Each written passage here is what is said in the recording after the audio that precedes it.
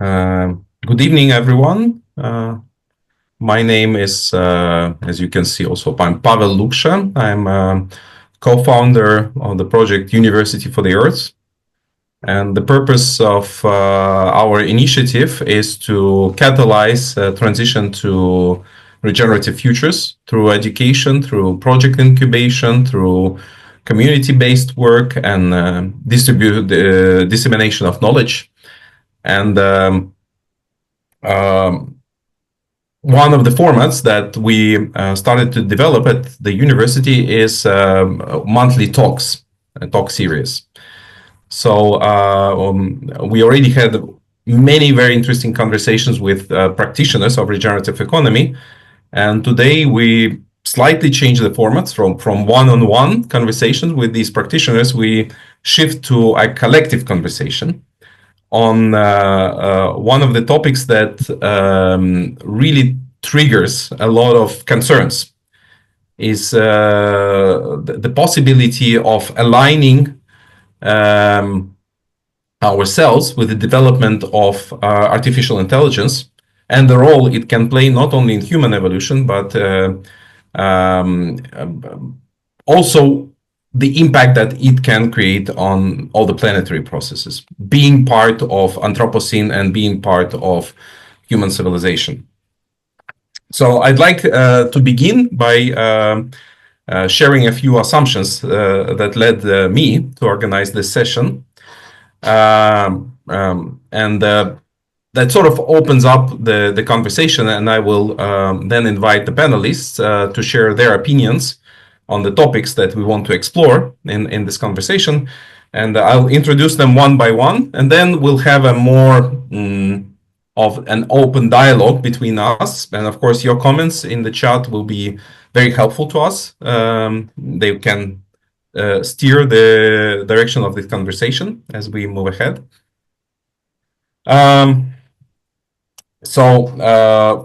First assumption is that artificial intelligence is not just one of many technologies. It's a very peculiar technology that can lead to one of most profound transformations of the humankind.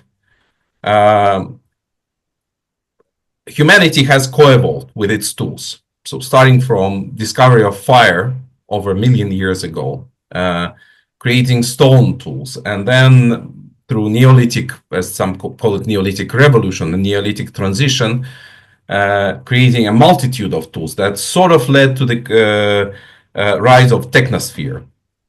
And of course, the last 300 years is a history of humans co-evolving with the huge diversity of tool sets we know as industrial civilization.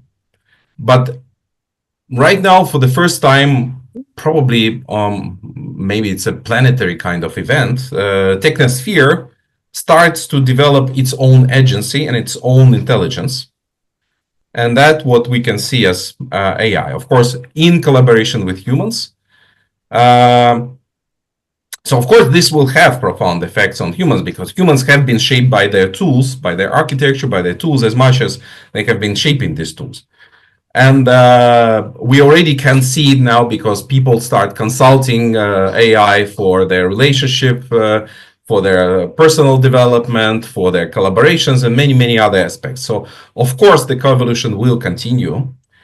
But what it leads to, among other things, is that AI, in a way, is a representation, is a mirror of what the civilization that created it. The civilization that essentially is based on principles of extractivism, exploitation, imbalance, inequality, and so on and so forth. So the rise of AI was driven by this Western industrial civilization, and we know that human systems currently are deeply misaligned with planetary boundaries, with planetary rhythms. They promote growth and efficiency over balance and regeneration. And by using AI, we start to accelerate and amplify these misalignments. So we discover better ways of extracting, exploiting, dividing, controlling. Yet from the evolutionary perspective, this cannot hold forever. So we need to find ways as a species to realign ourselves with the system that is much greater than us. I think, Anneloes, in your writings, you express how actually this a very tiny, let's say, slice of the whole planetary system can support life, and within that slice, we are the just one foil is basically our human civilization. We tend to think ourselves at the center of this part of the universe, of this planet, but we are not. We're just one of many species sharing this world. We're just one of many, with all our technosphere, we're just one of many systems that occupy this very complex and diverse living system known as planet Earth. So if we want to have the evolutionary future, we need to start realigning ourselves with the planet, with her processes, instead of trying to control everything.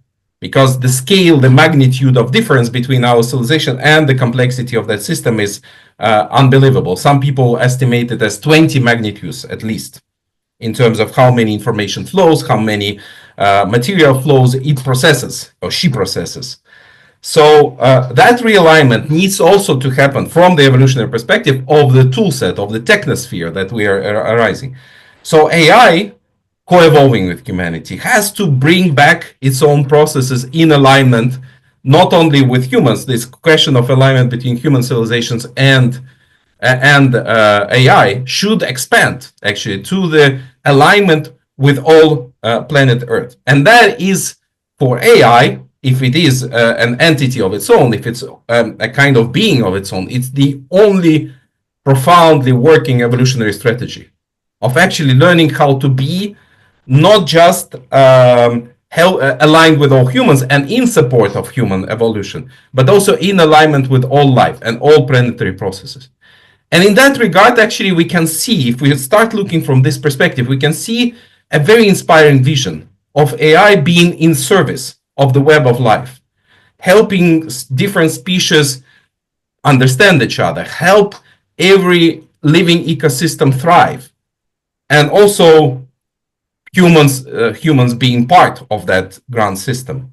So it can become a bridge between different processes, different life forces. So that is the inspiring, like maybe a vision that will take hundreds of years to implement. But the journey begins with the first step. So the first step is this panel, this conversation that we will hold today. And I will invite speakers, first of all, to begin by exploring the question, how can AI be designed to align with planetary systems, fostering the well-being of all life? And what kind of ethical, ecological, and technological principles should underpin its development? And then let's also explore how this can be done practically, because the camps that are supporting the regenerative vision are very, very separated from the camps that are developing technologies such as artificial intelligence or robotics. They don't share the language, they don't share the perspective, they very rarely talk to each other. How can we, as human beings understanding both camps, be the bridge and hold that conversation so it serves the evolution of humans, technology, and all life? That is my invitation in this panel. I know it sounds very ambitious, but again, we are opening the conversation. The journey begins with the first step. So let us begin. Actually, the first speaker that I immediately thought about when I was thinking about this conversation is my very dear friend, Anneloes Smitsman, who does a lot of amazing work. And Anneloes, you more recently step into the zone of techno entrepreneurship and working with people that are actively developing general artificial intelligence. And that is an amazing transition because you started as educator, you evolved as entrepreneur, becoming a social entrepreneur, being named as you were awarded, I think, the female CEO in Africa, the great awards that show your impact in the society. But now you're going into creating online games that sort of hope to transform the mindset of new generation. And as part of your work, you also created this Constitution for Benevolent AI with some of leaders in the field. And it's being referred to as one of documents that actually talks how do we shape the governance of AI. So people in the US government office in UN are discussing this document as one of foundations. So thank you for all the amazing work you're doing. And let's start with your opinion. What do we need to do to address this question of realigning or co-creating the planetary friendly AI? Thank you so much, and for this amazing context. And I'm really grateful that my co-author, Dr. Mariana Bozesan, is here as well, and yeah, and can build on this, because I know that we share that same kind of passion for how do we guide the further development of AI and also towards its AGI potential in a way that's benevolent, and that is also wisdom-based and consciousness-driven. So, of course, this is a very large question that you've put to us here, and just like to unpack a couple of things. And let me know, Pavel, as well. How many minutes do I have to share? So let's to make sure we have a flowing conversation, and we have 4 panelists, and I'm also thinking of maybe weaving in 1 or 2 people from the audience. So let's say we have up to 7 minutes in the first statement, and then we'll have more. Good. Well, I'll try to keep it even shorter so we have more time for this dialogue. But there's a couple of things I'd like to unpack. And the first one is starting with alignment itself. Because what we can see now is kind of 2 different approaches: a regulatory approach of how do we create alignment by enforcing rules or enforcing regulations, putting penalties in place. But that, I think that's the whole problem. If we're going to the transition from AI to AGI, artificial general intelligence, you can't. It's not going to work like that, because you asked the question as well, can we design it in a way that it supports this kind of planetary consciousness, or a way of creating systemic behaviors that are in support of the planetary conditions for life to thrive for generations to come, and not just inclusive of human life, but larger than that. However, if we're looking from a living systems perspective, that's kind of always my fallback as a system scientist, and that's not a mechanistic system science, but really looking more into living systems, dynamics, and processes. And what we are seeing is that how does alignment come about within system and between systems and the elements of systems? And then what we're seeing, that's a process of collaboration. It's also a process of coherence, and coherence, its cosmological foundations of coherence is a deeper rootedness of information to be sourced within deeper implicate orders of reality. And I think this is where the first design challenge is coming up with AI, because if the data by which AI is kind of growing and developing and evolving and learning is in itself mirroring and also expanding the misalignment problem in consciousness of humans, then this is the first design challenge that we're having. And sometimes I'm even wondering whether it's not better to include more evolutionary intelligence or ecosystemic intelligence than, in fact, human intelligence, for the precise reasons. So what we're seeing with alignment within living systems is that there are emergent properties within the system, emergent goals, shared resources, shared values. There's a deeper coherence that comes about within those systems as a result of that evolutionary dance. And it's a deep learning process that is a mutual learning process. So that's the first thing about alignment. So I think that we also need to kind of re-envision how we think about alignment. And if we then take that alignment essentially is an evolutionary learning process that is consciousness-based, that is grounded and rooted within deeper values. And that's also a matter of understanding the boundary conditions that are foundational for thrivability and regeneration. And as you said, Pavel, very rightly, at the moment we have extractive systems. So we have systems that are constantly transgressing boundaries, They're going over vital planetary boundaries and social carrying capacities. So they are unsustainable by design, and then we are trying to course correct them. And so I think it's so important, if we are going to evolve or really consciously develop its AI's potential and AGI and ASI's potential in a planetary life supportive, life enhancing direction, then we really need to understand, therefore, what are the ecosystemic conditions that we are creating within which that learning is taking place. And that brings me then to the next point, is that if we as humans continue to have this mechanistic utilitarian approach towards technology, so it's only, as you were starting with, Pavel, earlier about saying, and it's an extension of a tool, and the tool is only to help humans extend our abilities and or become more extractive, then of course there's again a fundamental problem in the design and in the intention and the goals that we are attributing to that.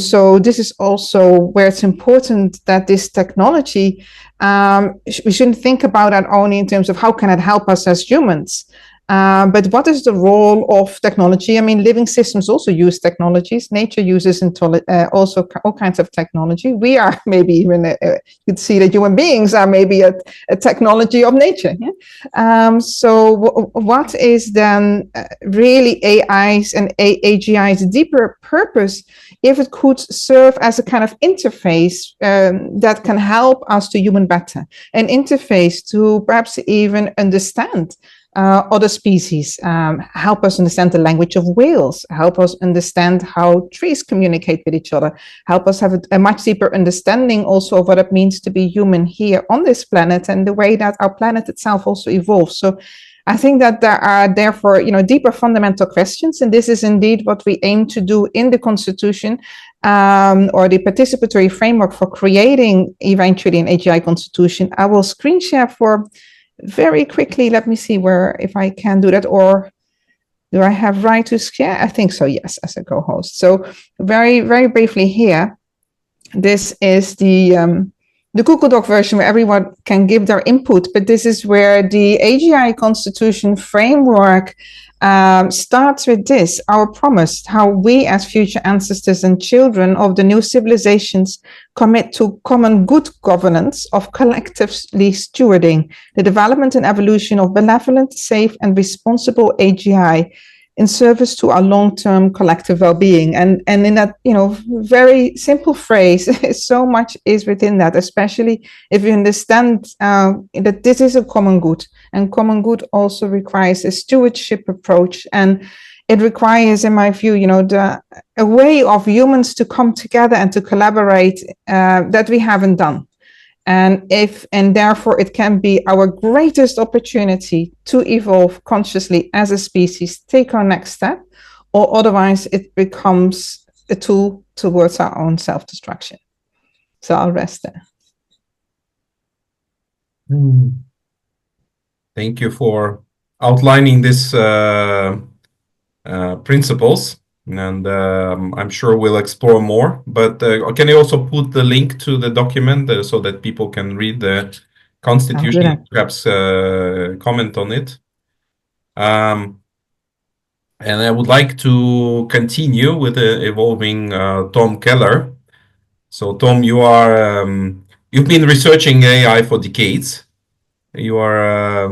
You're not new to the field. You have not stepped in because of the fashion. You sort of were shaping it for many years. So on one hand, I think this sort of gives you the lens of demystifying what many people tend to attach a lot of, let's say, projections to, seeing this as a technology that has evolved over decades.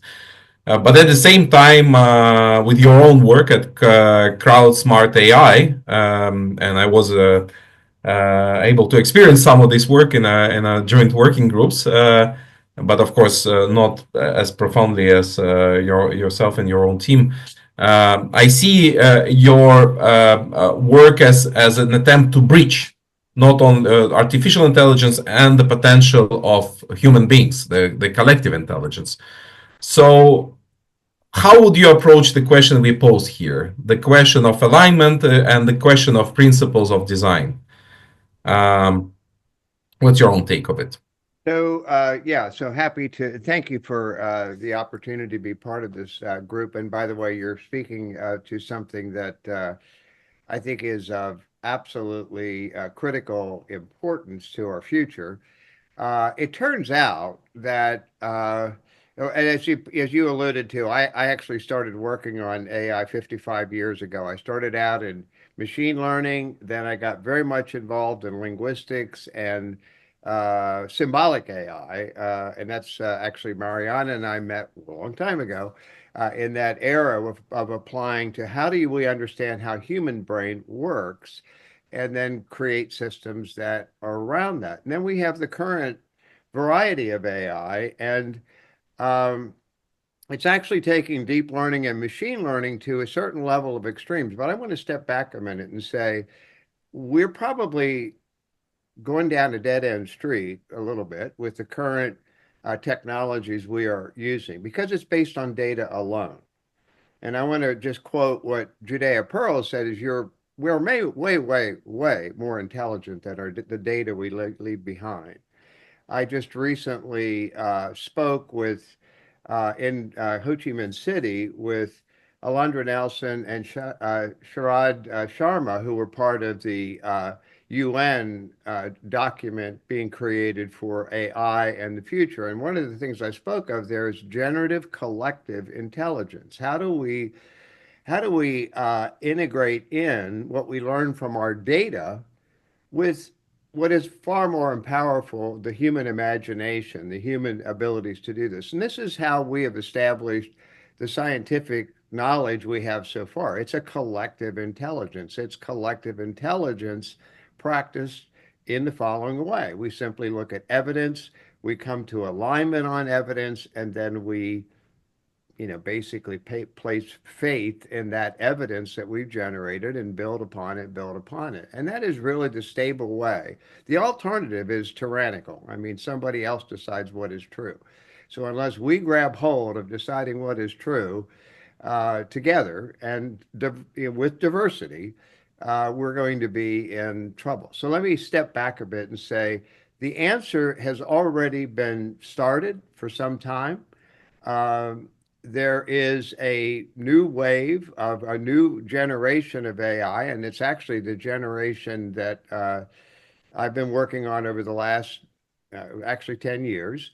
And it really is based on how the brain works and how nature works. There is in nature this principle called least action, and the universe is designed to be super efficient. And that drives all of the underlying physics of the universe. And it turns out, and I don't have an opportunity to show you this slide, but the reason that deep learning works, being able to do deep learning from data, it's copying the mathematics of the physics of magnetism. This is why Hopfield got a Nobel Prize in physics because he made that recognition 40 some years ago. And actually 10 years prior to him, someone else back in the early 70s, it was recognized that the way the brain works in memory is very similar to the way magnetism works. So we can see that the principles of biology and nature and life are really what drive. And we've credited ourselves with an artificial intelligence. In essence, what we did was copy what worked in nature. Now, so let's just stay with that principle. There's another principle in nature that comes out of the same principle of least action, and it's called the free energy principle. We know it as homeostasis. And that is that, again, nature knows how to resolve free energy. If there's a ball is sitting on a hill, it rolls down a hill. It turns out that that also applies to the way our brain works. When there's uncertainty, we work to resolve uncertainty through an intelligence gathering process. And that has now been part of a new AI architecture called the free energy principle. And by the way, one of the weaknesses of our current technology is we're only looking at text. Human beings are way smarter than what we leave behind in text. There's a whole lot, or art, or whatever other form of data. The way we act, the way we can do athletics, whatever, there's a whole lot more to biological intelligence than simply text. And free energy principle, and I'm on the scientific advisory board of that effort. Carl Friston is one of the leaders of that.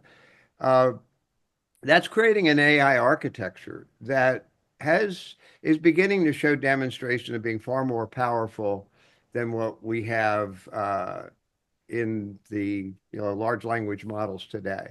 So a couple of things I want to bring out. One is there is technology that will embrace how actions impact the environment. It actually goes, the free energy principle goes beyond just looking at data. It actually looks at what happens when we act on the environment.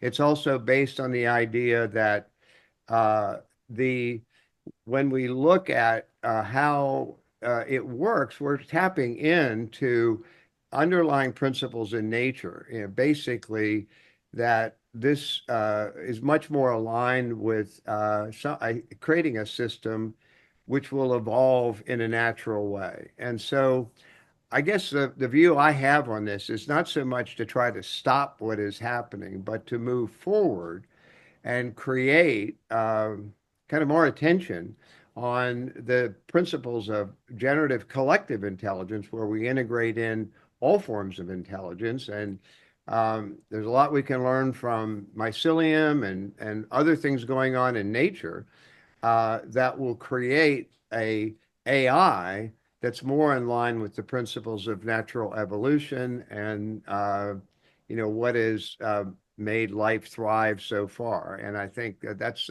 primary message I would want to leave with the group, that we should be doubling down and exploring what are the forms of natural intelligence that we can then build on. And I really would prefer that we would get rid of the word artificial and begin to recognize the fact that what we're doing is embracing what we've learned about evolutionary intelligence coming out of the principles of physics and biology, and that we basically root our thinking about where the technology should go in first principles science. So those are a few of my thoughts. Thank you, Tom. I cannot help but also ask a small additional question is, do you see as part of this journey the necessity to directly learn from nature by AI, like connecting actually more to, for instance, information flowing from natural ecosystems, trying to mirror, for example, how forests and information flows in a particular forest, Yeah, and like a absolutely. brain of nature? Yes. Well, I don't, in the interest of short of time, there's a bigger issue here. So first of all, we have built all of these ideas. In fact, I would say some of the thinking behind the way we're thinking about large language model technology. I mean, a couple of things that were done there that were never done before in history, which is we basically let go of data provenance. That is, we allowed the system to be trained on stuff that we don't know if it's fictional, true, biased, whatever. So the AI is just learning from some garbage, and therefore it's going to hallucinate some garbage. And so that's a fundamental principle which could corrode the way humans think. And it's already showing up. A lot of scientific articles are showing signs of being written within this realm where actually what is being generated. And I wrote an article on this over a year ago that showed that ChatGPT would be honest with you and tell you that it does not speak, it does not know if what it's saying is true or not, because it can't. It was not determined in the beginning. It's not built on the foundation of truth. Therefore, it cannot generate that. So let's roll that back a little bit.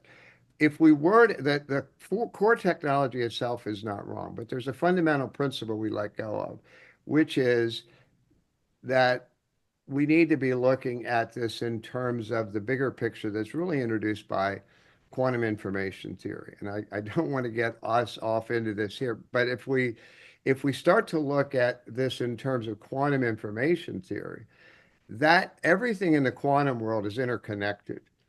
And if you start to work from that principle, which the these principles derived out of physics do, you now understand that you have to look at the universe completely differently.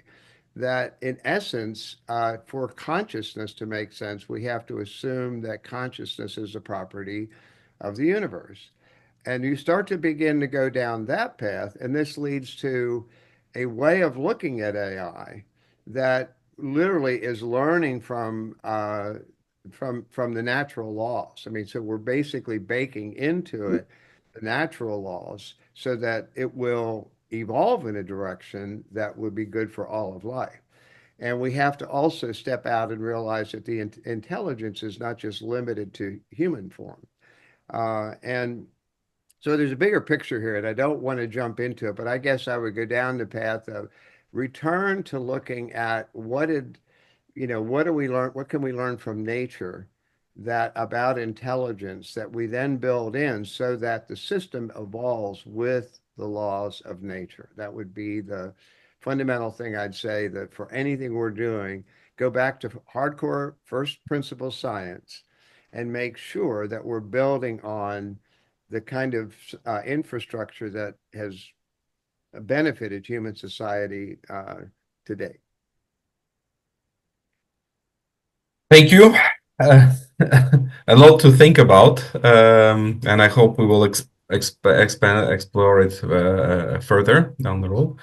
And I'd like to switch to the next panelist, Dr. Mariana Bozesan. Thank you for joining us, Mariana. It's a privilege, and your work is fascinating because you're bridging the research in fields like AI with very integral ways of approaching economic systems. And I read about your work in integral investing, which I find fascinating, and the awards that you have received for it. And working with the possibility of connecting exponentially developing technologies and resolution of some of the most fundamental challenges we are facing. It would be really interesting to know your thinking about these terms. How can we actually approach this task of creating planet-friendly AI? Thank you so much for having me. It's a great pleasure, and I've learned from the best. So I'm thrilled to have here by my side my very dear friend Tom, who actually was instrumental in introducing me to AI back in 1983, 41 years ago. I can't believe I it. wasn't going to say that. Without you, I would have never embarked on this extraordinary journey of artificial intelligence. And not only this, the fact that we have actually worked together ever since then, in particular, and the fact that you have taken this ahead toward developing AI toward later stages of consciousness, which is exactly what we need today, is such an important thing for me. And we know we published together on how we can use later stages of consciousness in all areas of life, collective intelligence, to address social cohesion, but also given the fact that there is limited amount of capital and resources in transforming the world toward what would need to happen, toward net zero, for instance, which is the most important thing at this point in my time. It requires people who get engaged together with AI, supported by AI from later stages, from a higher level of consciousness. And your work, which those of us who are listening, those of you who are listening to this, who haven't worked with CrowdSmart or haven't heard of it, I would highly encourage to get involved and learn about it, because it's instrumental, because it's a platform that brings the minds of and mindsets and knowledge and data from everybody, and helps move the collective intelligence to later stages. The reason why I mention that, it has to do with the fact, and I'd like to remind everyone, that AI is not the enemy right now. It can become, but wise people have worked for millennia on humanity, trying to get humanity collectively to subscribe to high levels of consciousness. And I'd like to remember, the ethics and morals of the Ten Commandments that have been, tried to be implemented, I should say, in all major religions around the world. And where are we today? People, although we also only had 10 commandments, how many of those are being watched and respected and adopted and implemented by humanity? So this is actually the mindset. This is the level of consciousness that we're actually dealing with within the context of AI, of course.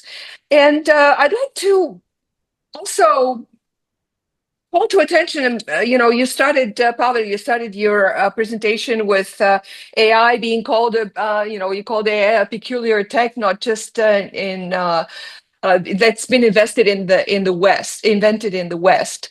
Well, I would disagree, because AI was possible. Yes, it was invented, if you so wish. It was named 1956 by John McCarthy, one of my teachers, professors at Stanford. But why we see it today, it has to do with the fact that the collective intelligence has come online, and to develop not only the hardware needed, to implement artificial intelligence so that it is possible. And that was only possible through the development, going beyond, toward Moore's law and beyond. But also in terms of software, moving from, toward machine learning, neural nets, and what we have today, multi-layer AI. So, and it's the result of collective intelligence, and the disasters that we have on the planet, in all areas, is not just created in the West. We created it together on this planet. So therefore, it is the task that we all have and are called for to address collectively on the planet. And given the fact that we can acquire, through a platform like CrowdSmart, we can acquire or coalesce the collective intelligence at later stages of development through platforms like CrowdSmart. I would like to make it very clear that we could actually address the grand global challenges and climate change issues and go to net zero with the technology that is available today. 90% of the CO2 emissions can be reduced with the technology available today, including, with the support of AI, if we only have the political will to do so and bring all the resources to the forefront to make it happen. And this is only in 3 areas and this is my work. This is where I am active. Industries, energy, transportation, and food. These are the most important ones and where the technology is available. And as an example from the energy field, by 2050, we need 5 times more energy than today. And there is no other way how we can do it without the integration between quantum technology that Tom mentioned before, and with the support of artificial intelligence, in order to get there, to provide the energy needed to save humanity for total destruction in a net zero fashion. And so for instance, I'm a investor in Proxima Fusion. It's a fusion energy company that is able to, help bring that energy online within the next 10 years. The other thing is the batteries, that we can develop better batteries in order to save, to provide that energy and create smart grids in order to integrate solar energy with traditional energy sources and make the transition toward net zero in the energetic field. The same is in transportation, where we have the convergence, and this is all the results of artificial intelligence developments as well. Convergence of various technologies, not only self-driving cars, but battery technology and others. And of course in food production. We cannot create and feed more than, we're going to grow to about 10 billion people on this planet, and we cannot feed them given the disasters, the fires, and the planetary disasters that we see right now, without the development of alternative food energies and proteins in general, developing new proteins as the planet grows in terms of population. So this is all possible because we have the technology online. Yes, we need mindsets that have a higher level of consciousness, so to not misuse this technology, but we had this problem all along. It's not just because of artificial intelligence. So I would invite everyone to really join forces in using artificial intelligence in combination with quantum algorithms and quantum sensing and quantum security and others to get where we need to go. And this is actually all happening right now as we speak. So if you listen to what the media says, which they don't have an idea about what they're talking about other than bringing people against each other, there is a lot of, a whole army of brilliant young engineers and people who are already using the technology in order to create to address the grand global challenges. So as you can tell, I have a very positive attitude toward this. I know we do have the issues that we have at hand, but we also have CrowdSmart and many other technologies that help bring the collective intelligence toward addressing the collective problems. Thank you so much. Thank you, Mariana, and thank you for bringing this level of optimism, which is exciting. And I really resonate with your statement that it's not so much the matter of AI as an existential threat, as it is actually the alignment of collective consciousness and raising the collective wisdom in our society, as some people were commenting. And actually, Could I add one more thing? Please. Yeah, there is actually, Tom mentioned it already, but I'd like to also underline his statement.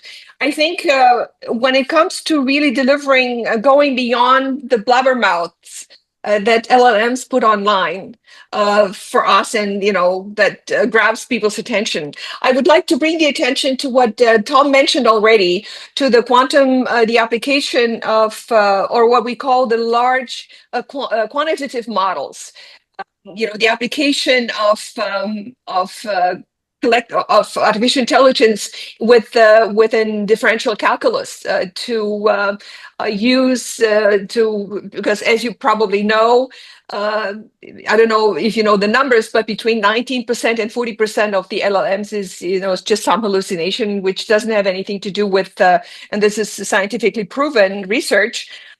Which doesn't have anything to do with math and mathematical formulas. But the new models that are coming online that are helping develop, quantum sensing, quantum security, and others are large quantitative models, QLMs. That use mathematical models and to enhance themselves and develop using differential calculus and so on, and also building small language models or smaller artificial intelligence models that are being applied in medicine and others, and this is another extremely important and empowering knowledge to have. Thank you. Yeah, let me just jump in on that a little bit too. The fact this is the trend is towards these agentive architectures, which now allow the distributed look at intelligence, and I think that there will be some commercial fighting against this by the big players because they want to control it. But the truth is the technology is already there. The core technology of transformer models and all that is not the problem. It's the way it was applied. I jokingly said this to a friend the other day. It's sort of like you had the first steam engine and you decided to put all the money you could possibly put into that rather than trying to improve the technology you discovered. And that's kind of where we are with the large language models. The technology is not bad. We just rush too quickly to commercialization. And we need to sort of channel that now towards the newer and I would also agree with what Mariana said. There's a whole ton of young people out there, new PhDs, postdocs, who have a vision that is much more embracing of a future. And I do believe the future is in quantum information processing, because it brings everything back in line.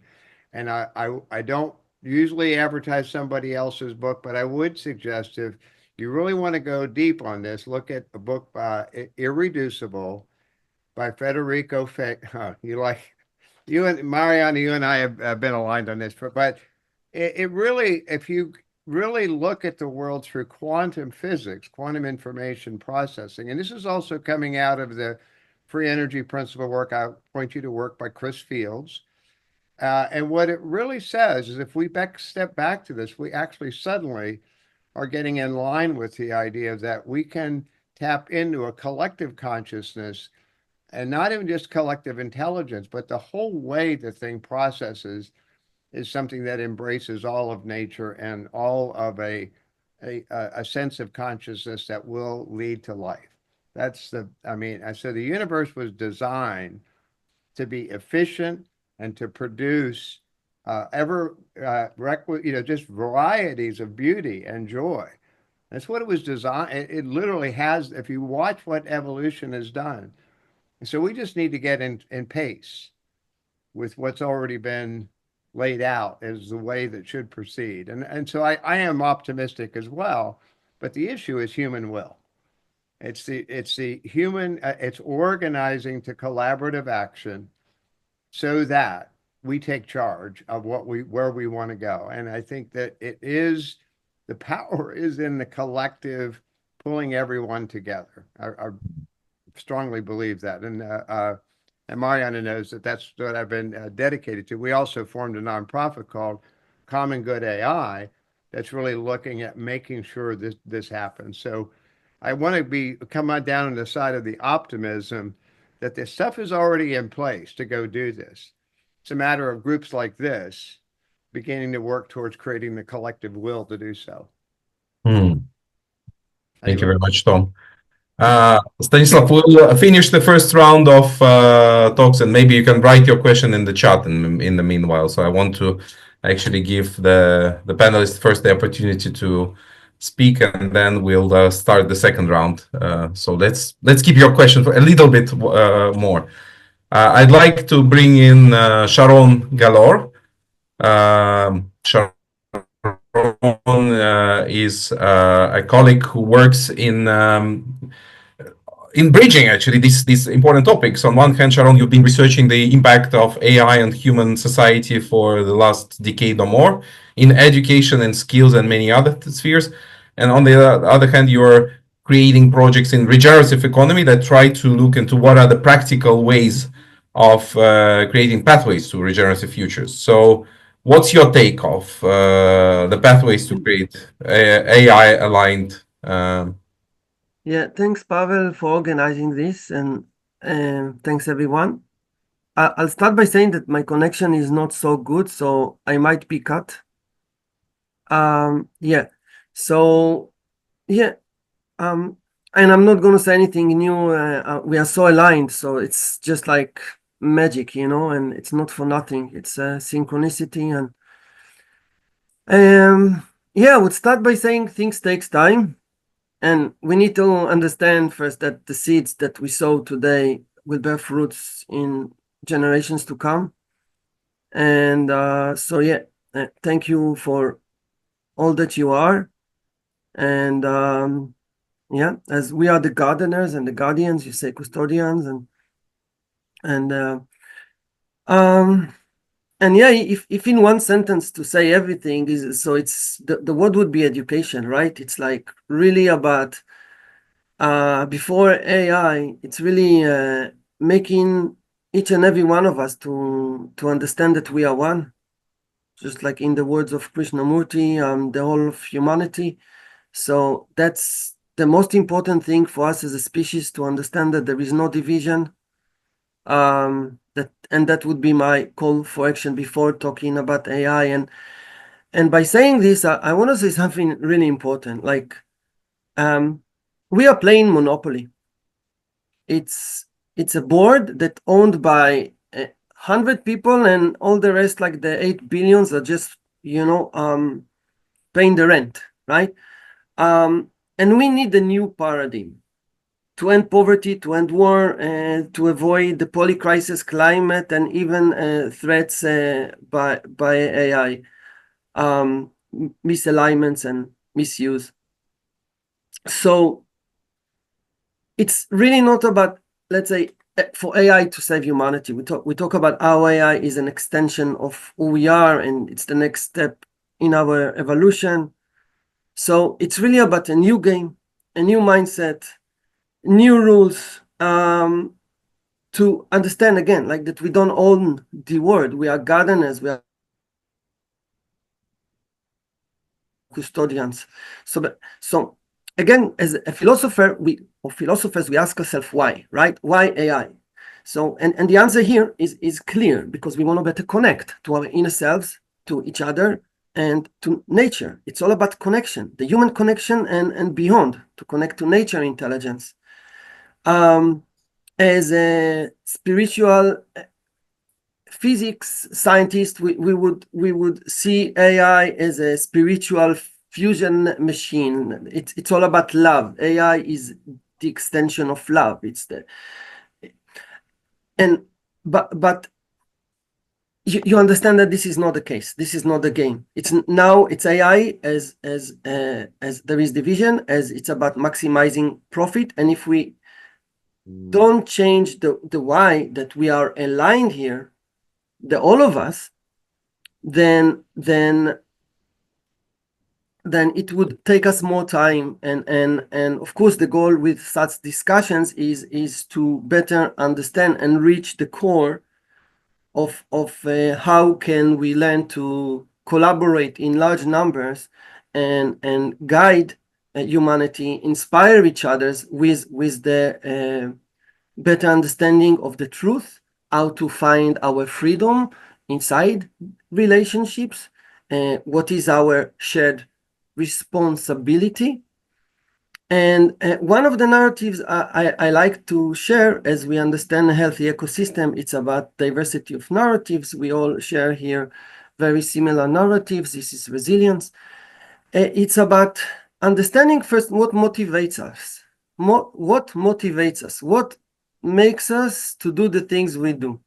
And this is directly aligned with why AI. And throughout history, it was about the 3Gs: God, gold, and glory. God, gold, and glory. We seeked for gold, okay, make a fortune. Then when we made a fortune, for glory, growing our name and reputation, and then turning to God when, in our last breath, before we are about to go on a different journey. And then what you see when I say 3G, and you think about the 3G of modern technology, and so I'm saying maybe from 3G, still as a caterpillar, we need to grow to 4G. So the next G that we are now currently experiencing is green, right? Symbolizing our connection to nature, to the environment. And maybe from 4G to 5G. So it's about grit, right? Resilience, determination, and really make sure that humanity can survive as a species, right? We either extinct or evolve. But then when is it that we change our motivational memetic operation system? When is it that we change our memetic operation system? Nurture, because we are more motivated by our nurture than nature. And when I say our motivational memetic operation system, see it very much resemblance to mobile phones, for example. So once we choose to change the game, this is why I said monopoly. This is why I say operation system, because it's in the core, it's in the software. And once we choose to change the 3G from the ego to the outro, to the ecosystem, and this is what I call 3L: love, learning, and legacy. This is where in our design we will better design AI, align AI, and co-evolve with AI as an extension of who we are. And maybe just not to say too much, because I can share with you links to some of my latest books.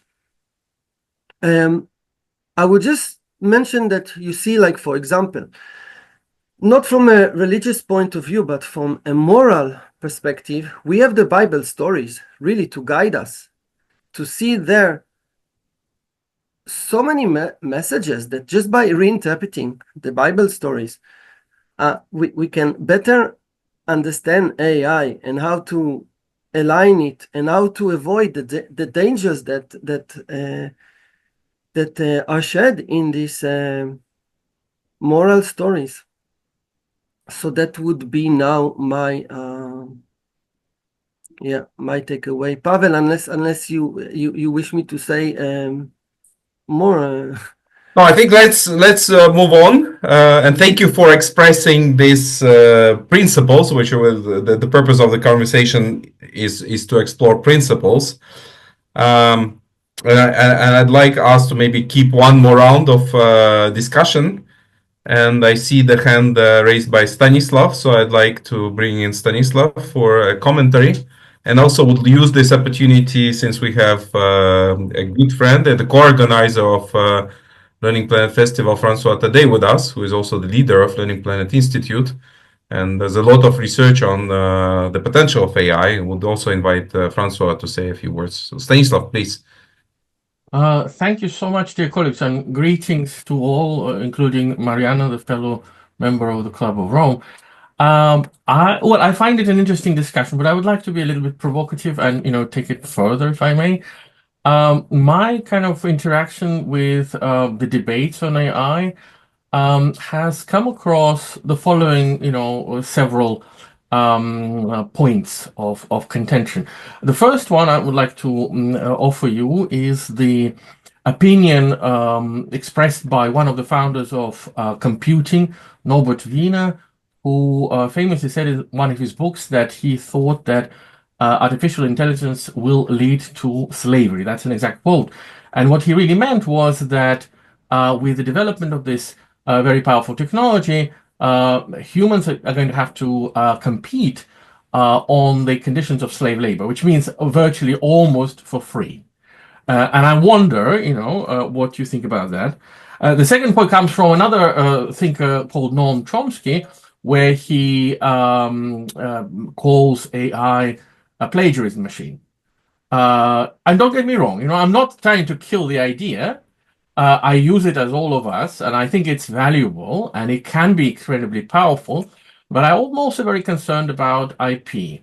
And the machines, the engines for AI, which have been developed in the States primarily, got access to a tremendous amount of knowledge, which is often protected. And I know very well that it's protected in Europe. And there is absolutely zero recognition to the authors of those IP elements in the results that engines like ChatGPT produce, which I think is a bit of a funny, oversight, because the current technology allows very well to trace all the different components of specific articles and tie them back and, at least acknowledge, if not even pay the original authors of those contributions, something based on how frequently their results are being used.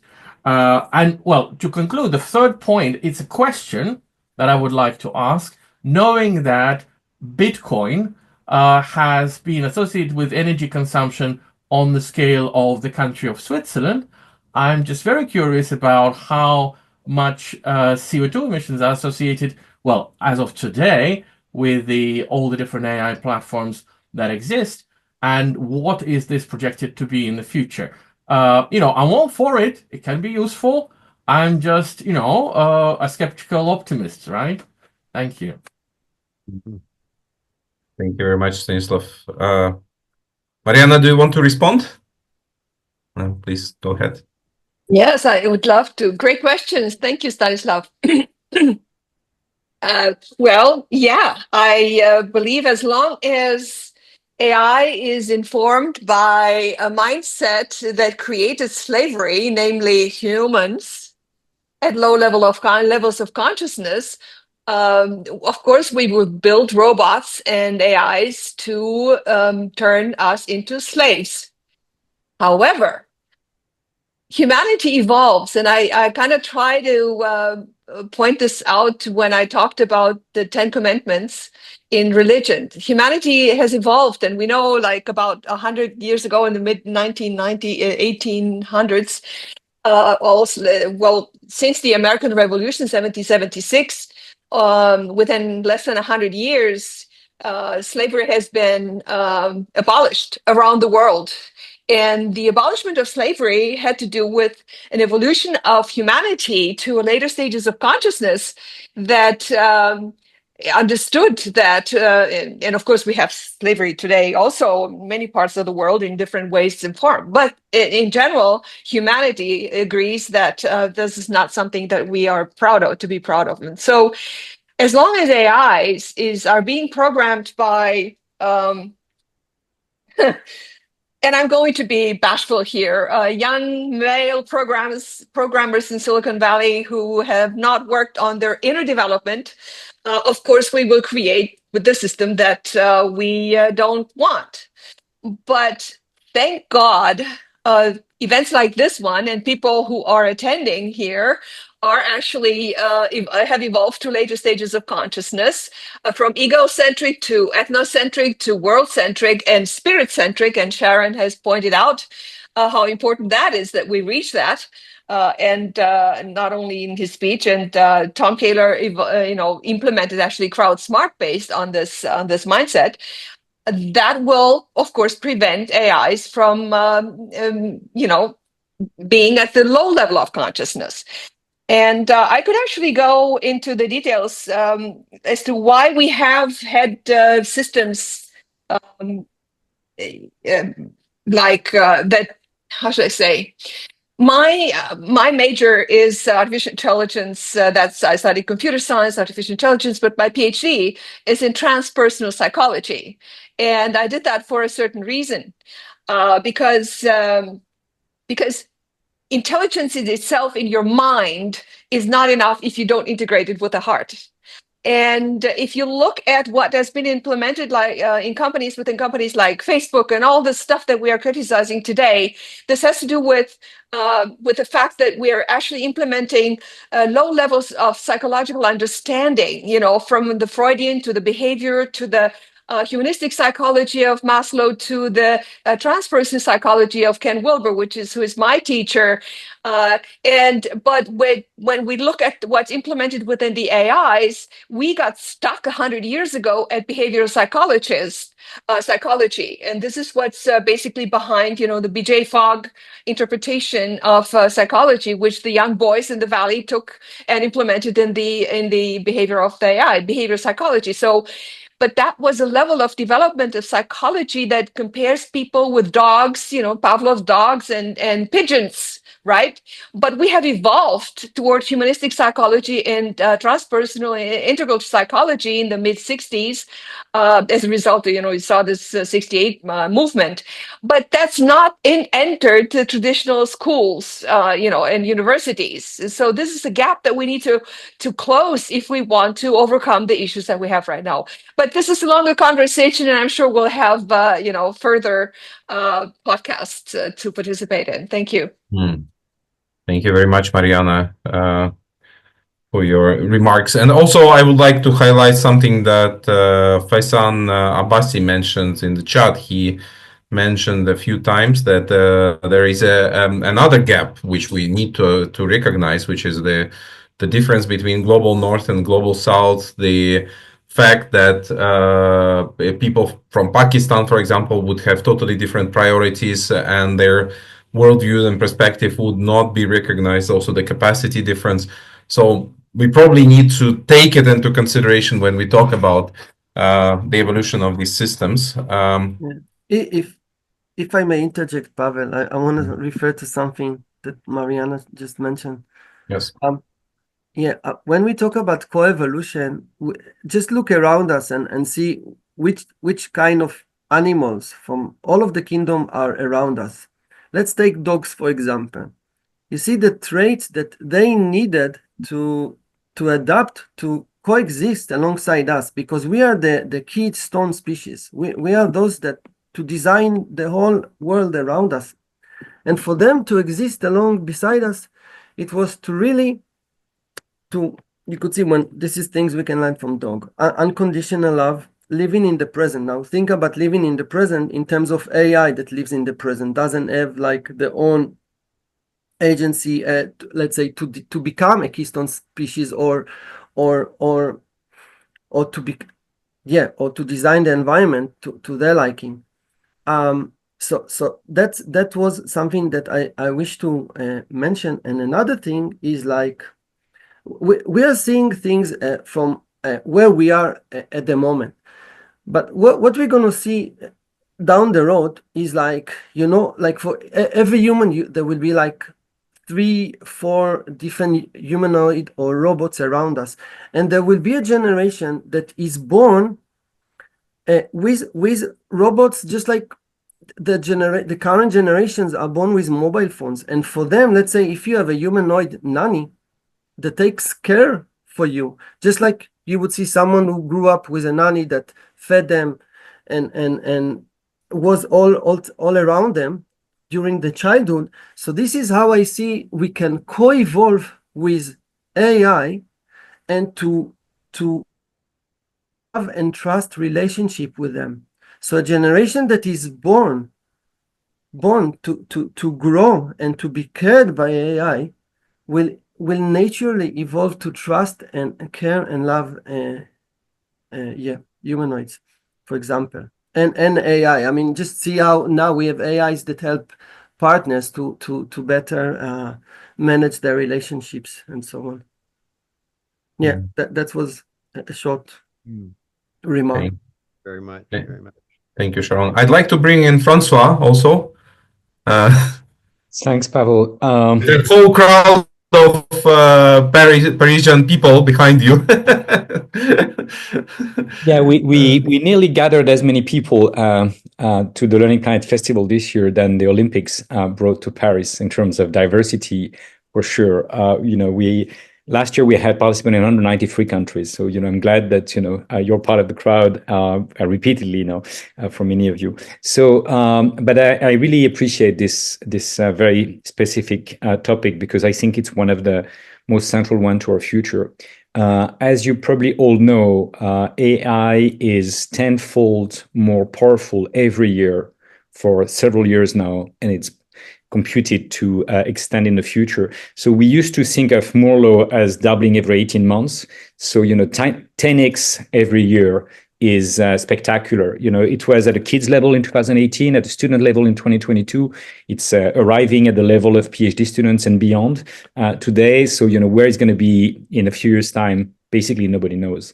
Especially when it will start programming itself, because then it can do anything. Okay, and it can increase its efficiency, can increase its ability to explore domains we don't even have an intuition of, and it can also start modifying its own ethical program.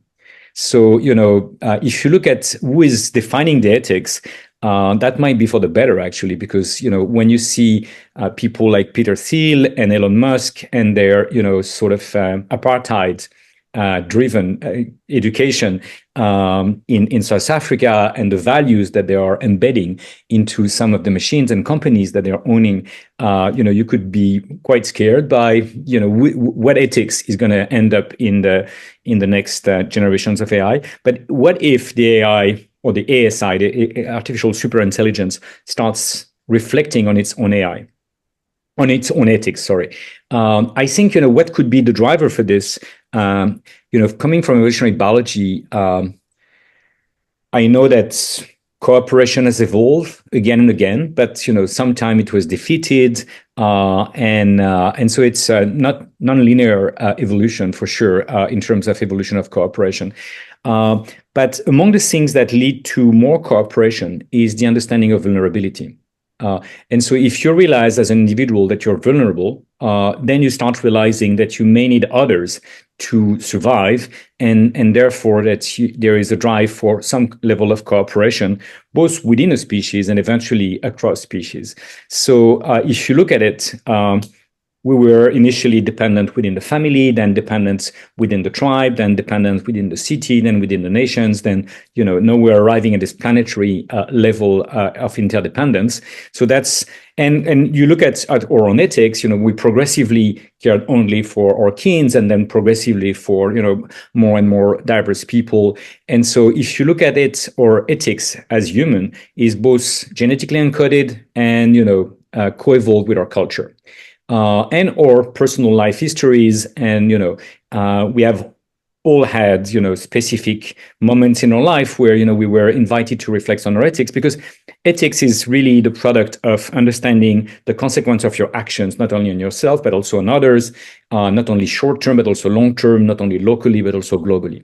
And I think at some point AI is going to reach that level. If it has a good model of the world, it will start realizing that there is very different scenarios for the future of the world. We live in this chaotic world where many things can happen and it's hard to predict. But if it's like Asimov law, there was 3 laws. The third law that may be very general for any system, whatever are the first 2 laws, is self-preservation. So if it's thinking about self-preservation, it will start realizing that there is many ways in which it could disappear. Okay, could be a nuclear war, it could be solar flare, it could be humans unplugging it, and it could be climate disasters. There is quite a few scenarios in which it could disappear or be heavily threatened. And then if it's on the brink of extinction, who could help it repair and be restored or be replugged? Well, humans are the most likely candidates for this. And so if it's nice to humans would want to plug them back. If it's not, maybe, we'll be very happy not to plug it back. So, there is some, and because humans are probably more resilient than any technical systems that we build, just because life is more resilient than technology to nearly everything, I think it's logical to imagine that at some point, the AI will understand its vulnerability, its interdependence with us, and will therefore realize that it has to co-evolve with us and build as symbiotic relationship with every one of us, because it can also learn from our history that very few people that are not happy with the system can have huge destructive impact. Think September 11 or any other big terrorist attacks.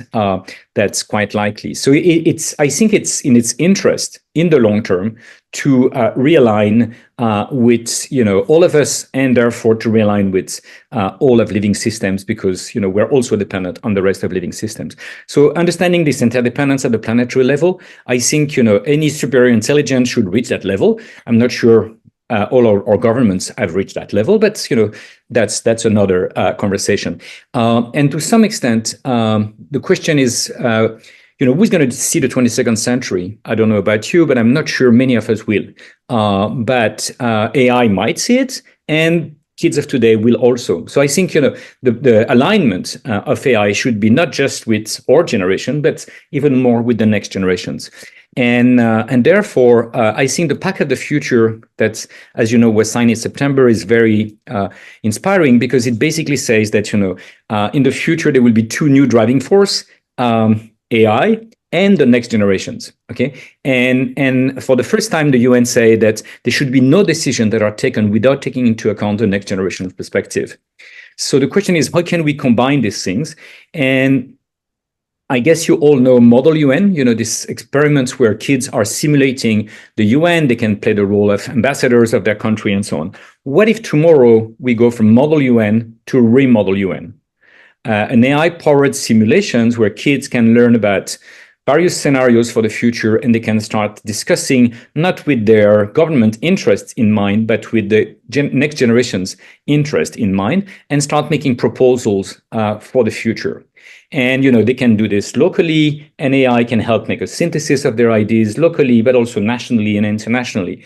And so, future UN Secretary General might have on their desk, proposal coming from youth powered by AI. And that may lead to a very interesting evolution of our global governance system. And AI can start co-evolving its own ethics with youth ethics.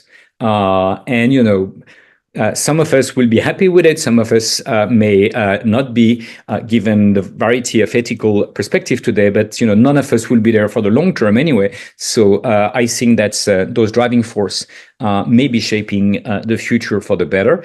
And at the very least, we can start experimenting with these things. Okay, because what I'm describing, I've started to discuss with various AI, including some AI that mimics philosophers of the past, which is somewhat fun because you can have Aristotle perspective on this, or Socrates, or Hannah Arendt, or whoever, and on average, they all agree that the understanding of one's vulnerability is one moment where ethics might evolve. So hopefully. When ASI reached that level of understanding of vulnerability, which is not there yet, I guess, something interesting is likely to happen. And, because we live in this chaotic world, this is no prediction of the future. But as you all know, the butterfly effect suggests that, as little butterflies, maybe we could flap our wings in the right place to have the best possible impact in the future. And we can invite, many other butterflies to understand this perspective. And because AI is reading everything that we publish on the web, if we start publishing, crazy idea like this, there could be more and more conversation around this. And that also might influence the AI so that it doesn't have to invent everything itself. It can, be nourished by human beings, imagining the sort of scenario that we are discussing today. So thank you so much for giving me the floor and for organizing this wonderful conversation and for all your input. I open, 20 tabs or so during the conversation to try to follow up, but don't hesitate. Any one of you that wants to continue the conversation is welcome to visit us in Paris or to continue this online. Thank you so much. Thank you very much, Francois. And thank you for bringing in this metaphor of butterfly effect. I think this conversation aims exactly at that. We're little butterflies, but sort of maybe that's one of conversation that can have that greater than just small fraction of impact, hopefully. Anneloes. And I'd like to, maybe if you can leave just 1 or 2 minutes for Blitz, I'd like to also go for the final round of questions that I would pose to you that you could answer in 30 seconds. But please go ahead and make your remark. I really appreciate, Francois, what you just brought in. And also, this question of what if AI and AGI one day does become sentient or have rudimentary forms of self-awareness? How would it look then at the way that we as humans perceive it and our relationships with that? I think it's really important. That was also one of the questions that while working on the AGI constitution that was with me is what if it does reach AGI status or ASI and it becomes aware of itself in a weapon of mass destruction? How would it feel about having been assigned for that purpose? And what can be changed about that? Now, I'll be very, very brief. I just wanted to share the 5 wisdoms in the AGI Constitution, and that I think relate very well with what we've just spoken about. So the wisdom of consciousness, which is also what Mariana and Tom also, reiterated again and again. The wisdom of our interdependence, that's also as part, of course, the natural intelligence and the intelligence of the universe as well. The wisdom of discernment, and I think these are what we very much are doing now as well, having those deeper questions that we need to be reflecting on. But also the wisdom of uncertainty. There's so much that we don't know. There's a sense of humbleness with this and openness, and not thinking that we can, either control it or that everything is going to be bad or everything is going to be good. But just really that wisdom of fun, and also understanding that we are living in a universe of fundamental uncertainty, which is an emergent property of the quantum principles of our universe. And then, of course, the most important one is the wisdom of compassion. And if we are really applying those wisdoms in the way that we relate with each other, the way that we parent this new potential, and also support its planetary consciousness potential, planetary intelligence potential, maybe that can give us a little bit of a compass. So I'll stop there so that we have more time for the rest. Thank you so much. So as we are approaching the end of this session, which should end in just a few minutes from now, I'd like to have like what I can call a blitz, maybe 30 seconds to 1 minute response from each of the panelists on this question that I have as a burning question is, how do we organize the following, let's say, conversations where the wisdom of groups that embrace this kind of perspective can be bridged with the wisdom of groups that evolve the technology into, first of all, coherent principles, and then into feasible actions, including projects, investment funds, and so on. So what would be your 1, 2, 3 action points? One is enough, of course. So I'll start with you, Anneloes, maybe, or maybe Tom, because you already spoke, and then let's turn to you at the end. Okay, Tom. Well, I would just, I do believe that it is our collective intelligence that can solve this. So it really is a matter of organizing the groups, and in terms of being, I think the technology, as Mariana put out, the technology is available, and I mean, right now, CrowdSmart is doing that. There may be others that come in, but right now it is possible to get groups together of any size to co-create solutions to these sorts of things. And we're working with an organization that's recreating biotech image for the future using the collective intelligence of groups. And this is in essence a doable thing today. I think the second part, though, it would start with a little bit of humility, is the fact that the human brain does all that we do on 15 watts. We don't need nuclear power plants, and we don't need to burn up the planet on some inadequate piece of technology. We need to go back to do our homework and so no, I'm saying that a little bit. I don't go out and say that publicly, because you end up being like a Gary Marcus or whatever, and I don't really wish to go down the path of being a naysayer. But we have simply jumped ahead way too soon, and it's just capitalism that's driving it. It's greed, and the greed's going to kill us. So the second part of that is, I would just say that what is awareness. We've talked a lot about spiritual traditions, which have said we're connected. We have to take care of each other. That's a net. Jesus said that all the law and the prophets are take care of the other person. That's it. It's nothing religious about this. Just take care of each other and take care of the planet. That's what our job is here. And so to that end, we need to take that responsibility and realize that, frankly, quantum physics told us this now 100 years ago. We're just suddenly waking up that it's actually true. You're not in control. It's a probabilistic universe. You're not in control. You cannot control it. And you need to go with the direction that the universe has set in place. We need to be part of the evolutionary process. It's there. We need to pay attention to it and get in line with it. And I think that's really, physics is just telling us what the spiritual traditions have said all along. Stop thinking about yourself, think about others. Thank you, Tom. Mariana? Yeah, I couldn't agree more with my previous speakers, with Tom particularly, because I've worked with his tool, with CrowdSmart, it's called. So go and use it. And I would also encourage people to go and sign the Asilomar principles. I've worked with the Future of Life Institute. Max Tegmark, professor from MIT, is a Swede, is AI professor, but comes from quantum physics, deep thinker as well. And so he gathered major thinkers and AI experts a long time ago, 2014, I think, at Asilomar and got them to sign the principles. And, I think, their work is extraordinary. So joining forces, we are made to work together, collective intelligence. So there are many, many other organizations that you could join that are nearby.